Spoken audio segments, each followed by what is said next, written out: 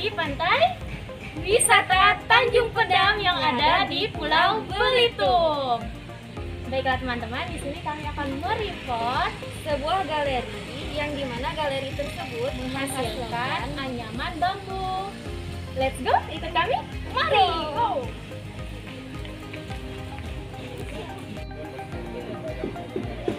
Salam dan bahagia.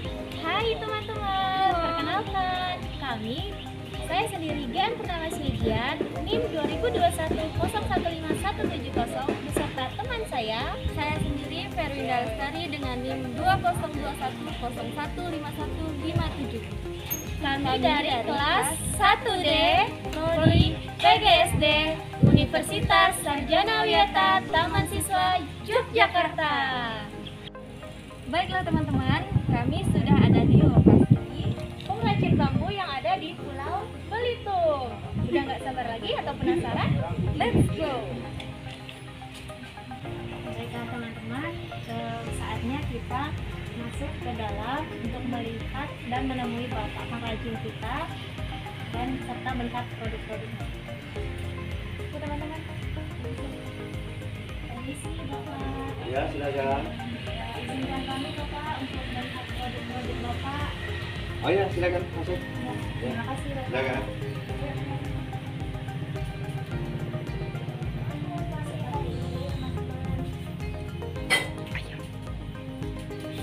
Nah, ini salah satu contohnya teman-teman. Unik ya? Wah, banyak sekali ya teman-teman.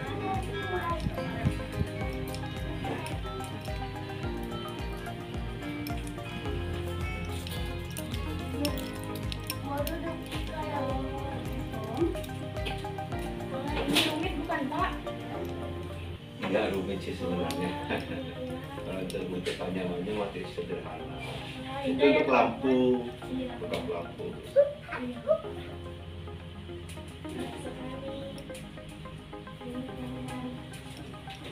Dari bentuk yang kecil sampai besar ya Pak. Ya kayak ini kan bentuknya kayak rantang.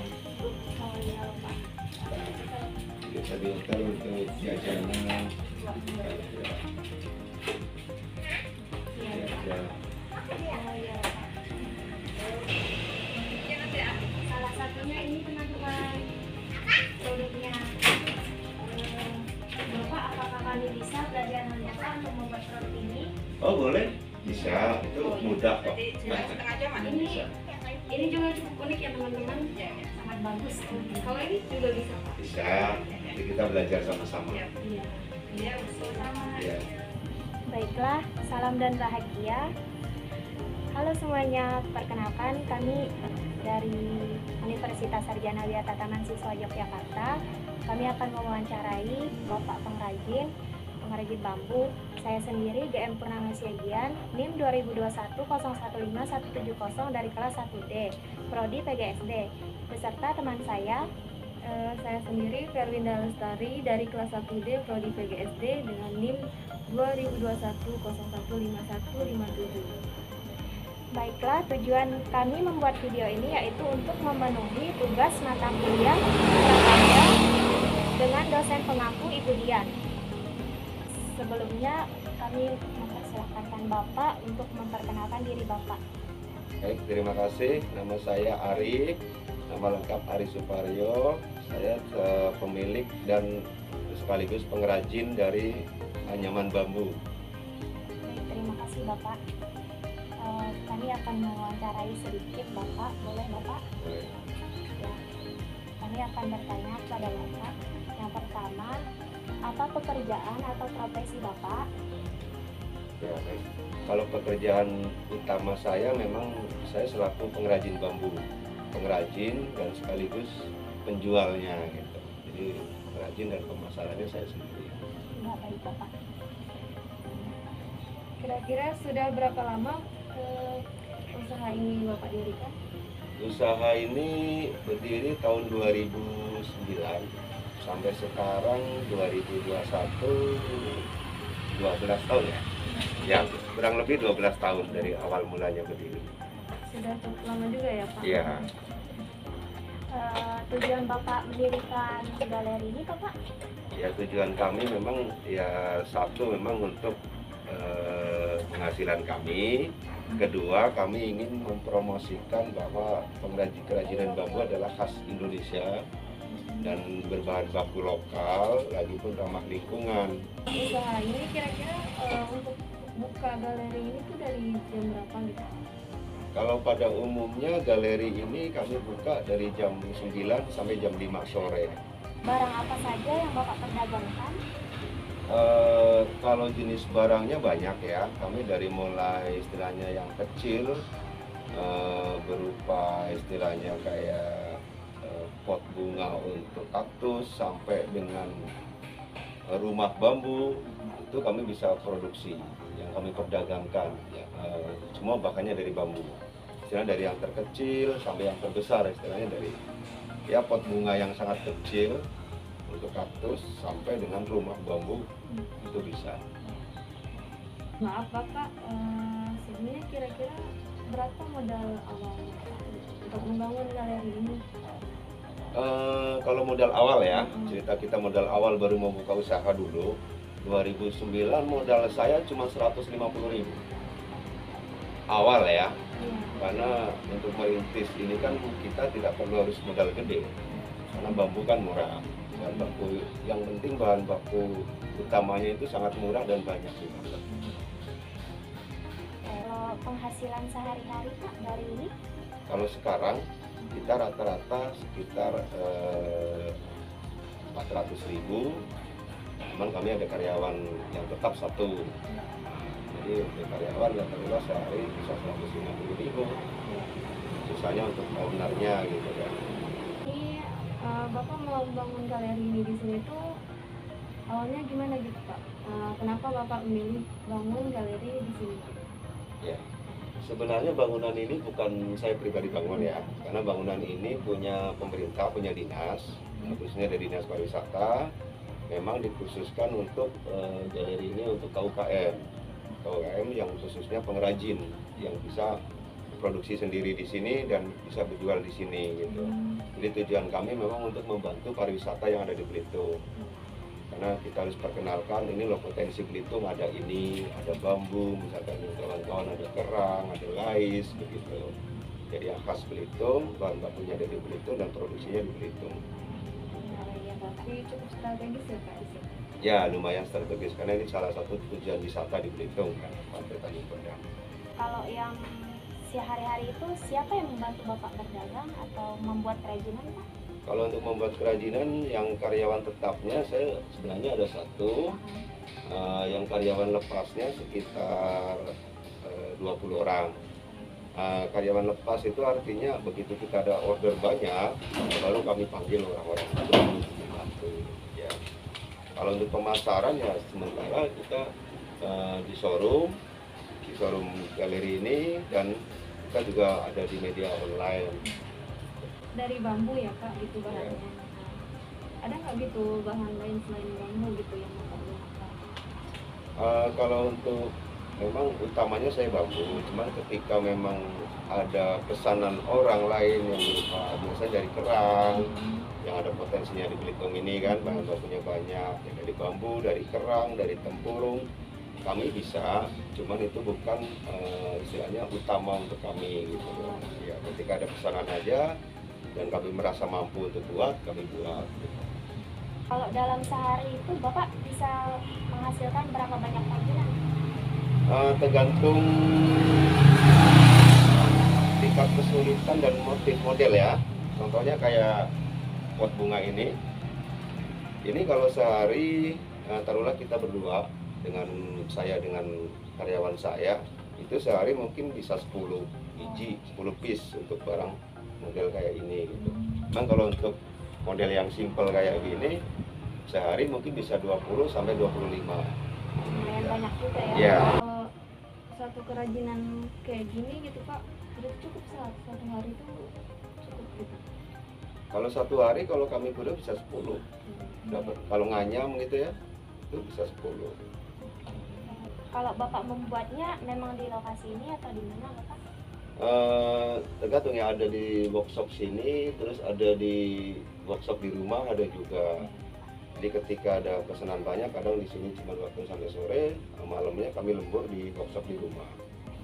Kalau untuk sekarang ini kan mungkin ada hambatan gitu Pak, kalau selama pandeminya itu gimana Pak untuk pemasaran? Oh ya. Kalau semasa pandemi ini ya, saya bukannya apa, justru pesanan semakin meningkat di kami. Karena apa? Rata-rata produk anyaman bambu kami itu kami nyuplainya pesanannya hotel, ya, rumah makan, terus kayak tempat-tempat wisata, kayak rumah bambu di tempat wisata, kayak interior, kayak lampu, kayak pot bunga biasa di hotel atau rumah makan.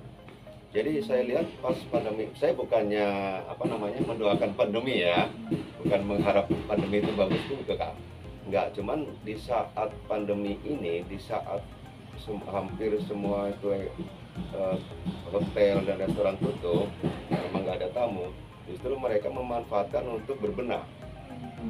Contoh hotel itu sekarang masuk berbenah, jadi selama tamu nggak ada mereka berbenah.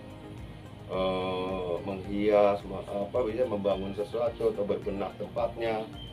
Mereka antisipasi ketika pandemi sudah selesai, tamu datang ke hotel mereka udah siap gitu. Justru malah sekarang kesempatan hotel berbenah, dan itu jadi rezeki buat saya karena mereka pesen barangnya ke sini gitu kan, bikin lampu, bikin interior kitchen apa segala macam dari bambu. Nah, selain itu juga kami untuk pemasaran secara ini pakai dengan online untuk promosinya. Bagaimana rencana Bapak untuk mengembangkan usaha ini ke depannya, Pak? Ya, untuk mengembangkan usaha ini sih rencana saya sebenarnya mengadakan pelatihan-pelatihan khususnya untuk masyarakat ya. Karena maklumlah untuk pengrajinan kayak gini kan mungkin generasi penerusnya tuh ya kalau masa sekarang tuh mungkin agak sulit, tapi saya tetap berusaha kadang mengadakan pelatihan di tingkat SD sampai ke ibu-ibu PKK setiap desa begitu. Harapannya ya untuk supaya kedepannya untuk kerajinan-kerajinan seperti ini tuh jangan sampai mati gitu. Sebetulnya apa sih Pak gitu yang awalnya membuat Bapak Memotivasi untuk menjadi seorang pengrajin? Iya, yang memotivasi Bapak itu apa? Ya. Karena waktu itu ya 2009 itu Belitung ini istilahnya mau dikembangkan untuk wisata ya. Bukan mau lah ya, ya sudah, cuman 2009 itu sudah mulai agak booming gitu Belitung untuk wisata. Saya melihat Belitung itu potensi untuk alamnya itu luar biasa. Bahan baku di sini untuk pembuatan kerajinan seperti bambu, seperti kerang dan lain-lainnya sebagai pendukung pariwisata itu sangat banyak dan belum banyak dimanfaatkan gitu kan. Jadi saya berpikir ya pasti salahnya saya sebagai jiwa di pengrajin ini, saya melihat bambu itu banyak nggak bisa dimanfaatkan dan sangat murah istilahnya di sini kan. Ya udah saya coba bikin satu, mulai bikin dengan nyaman gitu kan. Kebetulan saya sebelum jadi belum pengrajin di sini, saya dulu pernah kerja di eksportir bambu, eksportir kerajinan bambu di Jogja. Dulu saya pernah gitu di Bantul di setiap Sewu namanya. Saya kerja di situ, jadi saya mau mengembangkan di sini gitu. Ini potensinya sangat bagus. Sini banyak hotel, banyak kafe, banyak rumah makan yang berkelas, yang mungkin nasional dan internasional gitu kan. Tanpa hiasan bahan alami kan kalau untuk wisata kurang gitu kan. Kayak di Bali, di Jogja itu rata-rata hotel, rumah makan itu dominan ke klasik sekarang kan, dengan ornamen atau interior dari bahan alam, bambu, kayu, rotan dan sebagainya. Jadi saya motivasinya itu untuk membangun Belitung gitu, untuk tujuan wisatawan. Wah, sangat memotivasi sekali ya teman-teman. Pertanyaan kami Bapak, harapan Bapak untuk anak-anak usia muda saat ini itu gimana Bapak? Ya itu tadi harapan saya, cintailah produk Indonesia, produk lokal ya. Jangan malu kita istilahnya memakai barang lokal, atau barang lokal kita nggak kalah dengan luar. Justru dulu saya cerita lagi, saya flashback ke belakang, dulu saya pernah kerja kerja di Jogja, di eksportir bambu. Justru bambu, rotan, kayu Belitung itu sangat diminati di luar negeri. Mereka bisa tahan kok impor bambu dari Indonesia kerajinan. Jangan mereka dengan plastik mereka sudah nggak senang nggak ini lagi. Mereka justru dengan barang-barang kayak gini suka. Kok kenapa kita enggak gitu kan? Itu harapan saya kayak gitu. Jadi cintailah dan berkaryalah untuk blok Indonesia dengan bahan apa adanya gitu. Kita jangan sampai kayak kerajinan kayak gini bisa mati gitu kan. Baiklah Bapak, terima kasih atas wawancaranya. Ini rencana kami, ini yang akan kami buat teman-teman. Bapak boleh bantu dijelaskan bagaimana cara pembuatan ini, langkah-langkah serta bahan. Ya. Ya, untuk bikin tas kayak gini, ini yang kita perlukan terutama bambu. Untuk prosesnya, bambu itu dalam bentuk bulat, masih satu bulatan gitu, kita belah jadi beberapa bagian sesuai ukuran lebar ininya. Setelah kita belah selebar yang ini, jadi kita belah lagi secara tipis-tipis bentuk kayak ini nih. Nah, setelah itu sudah tipis ini ya kita raut supaya halus pakai pisau. Setelah itu kita anyam bawahnya dulu. Ini awal langkah utama tuh di sini. Kita pertama nganyam tuh bagian bawahnya. Nah, udah terbentuk bagian bawah ini, baru kita ini kan otomatis masih lebar kayak gitu tuh. Yang lainnya kita patahin dikit, baru kita anyam berbentuk kayak gini nih. Dia harus dipatahin Ya, awalnya kan buat kita kotak ini nih, bawahnya habis bawah ini kan masih lurus tuh, kemudiannya kita patahin ke atas semua, baru kita anyam ke atasnya. Itu simple. Seperti itu ternyata teman-teman, sangat mudah. Selanjutnya teman saya. Kalau yang ini Pak gimana? Ini tuh kelihatannya sih agak rumit ya gitu. Ya. Ini untuk bahannya sama kan? Bahannya sama, bahannya dari bambu sama. Ya, untuk proses pengerjaannya juga hampir sama. Semua produk kalau anyaman bambu itu prosesnya dari bawah. Jadi kalau ini dari bawah ini kan, ya kalau ini tetap dari sini dulu. Ya, kita bikin pola ini dulu di bawah, kita anyam sampai ke sini dulu. Ini terakhir, yang kakinya terakhir. Nah, bisa nanti baru dimasukin ke dianyam lagi gitu. Jadi pola ini dulu, habis itu dianyam sampai segini, nanti yang ininya ditekuk ke atas, diikat, baru dianyam ke atas segini. Ini terpisah, yang ini terpisah. Ini sistemnya cuman selat kayak begini putih, ya, kayak gini. Nah, ditekuk gini aja. Nah, tapi posisi tipis, kalau ini tebal kan. Iya. Masukin, lipat masuk, baru dianyam lagi, baru paling atas. Simpel, mudah sebenarnya bikin. Enggak, kalau kelihatannya aja rumit karena melihat ininya, padahal ini prosesnya terpisah dengan ini. Ini cuma Bertahap ya Pak? bertahap. Ya, betul. Ini tuh kelihatannya kayak agak mengkilat permis gitu. Ya, untuk finishing dan pengawet bambu itu kami selain untuk pakai untuk pengawet bambu, anti bubuk, anti jamur, terus finishingnya biasa kami pakai jenis vernis atau clear gitu kan, biar nggak kusam, terus biar awet. Lebih cantik gitu Pak.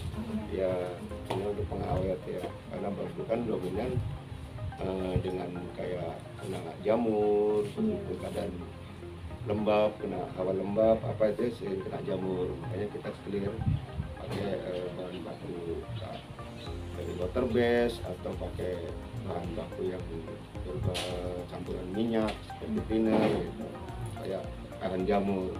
Oh iya Bapak. Ya. Oh ternyata begitu teman-teman. Selanjutnya teman-teman kita akan melihat sedikit proses-prosesnya teman-teman. Tetap ikutin kami ya teman-teman.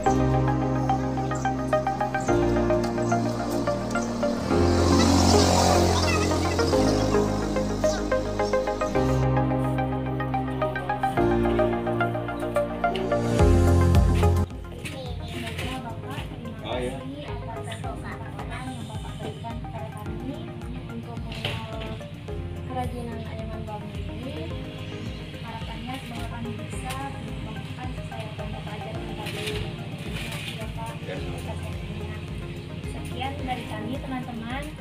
Mohon maaf apabila ada kesalahan kami dan kekurangan kami mohon maaf. Terima kasih teman-teman. Salam dan Semoga bermanfaat.